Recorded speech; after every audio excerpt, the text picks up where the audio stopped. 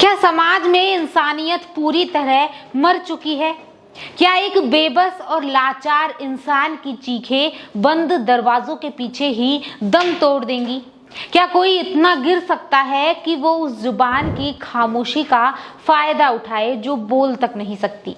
सोचिए, अगर अपराधी को पकड़ने का जरिया उसकी अपनी ही पहचान बन जाए, और सोचिए जब कानून की कुर्सी पर बैठा शख्स सिर्फ फैसला ना सुनाए बल्कि पीड़ित के दर्द को शब्दों में पिरोकर पूरी दुनिया के सामने रख दे। आज एक ऐसा ही मामला सामने आया है जहां एक दरिंदे ने मर्यादा की सारी हदें पार कर दी, लेकिन अंत में न्याय के मंदिर में वो नजीर पेश की गई जो सालों तक याद रखी जाएगी।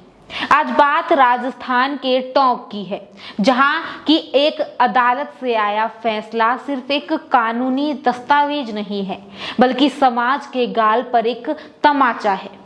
मामला एक ऐसी युवती से जुड़ा है जो ना बोल सकती थी, ना अपनी पीड़ा को शब्दों में बयां कर सकती थी, लेकिन उसकी खामोशी को उस वक्त ढाल मिल गई जब स्पेशल जज आरती माहेश्वरी ने न केवल अपराधी को उसकी सही जगह पहुंचाया बल्कि अपने फैसले में कविता लिखकर संवेदना की एक नई मिसाल उन्होंने पेश की।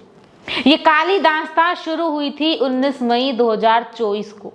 टोंक के एक गांव में 20 साल की एक मूक, बधिर और मानसिक रूप से कमजोर बेटी घर में अकेली थी। उस लड़की को बेबस जानकर 52 साल का रामलाल घर में घुसता है और मानवता को शर्मसार करने वाली वारदात को अंजाम दे देता है। लेकिन कहते हैं कि पाप का घड़ा एक दिन भरता जरूर है। उस मासूम की चीखें जब ग्रामीणों तक पहुंची तो उन्होंने भागकर आरोपी को दबोच लिया। आरोपी के पास मौजूद दस्तावेजों ने ही उसकी शिनाख्त की और पुलिस ने महज 2 महीने के भीतर चालान पेश कर दिया। सरकारी वकील मेघराज जाट ने कोर्ट में 16 गवाह और 33 दस्तावेज पेश किए और सबूत इतने पुख्ता थे कि कोर्ट ने आरोपी रामलाल को उम्र कैद की सजा सुनाई और साथ ही 1.25 लाख रुपए का जुर्माना भी लगाया। जज आरती माहेश्वरी ने अपने फैसले में एक कविता लिखी। उन्होंने इस कविता के जरिए उस मूक, बधिर बेटी के दर्द को महसूस किया और समाज को संदेश दिया कि न्याय सिर्फ कानून की किताबों से नहीं बल्कि संवेदनाओं से भी चलता है। कोर्ट ने पीड़ित प्रतिकर स्कीम के तहत आर्थिक मदद की सिफारिश भी की है और ये फैसला उन दरिंदों के लिए चेतावनी है जो समझते हैं कि लाचारी का फायदा उठाया जा सकता है।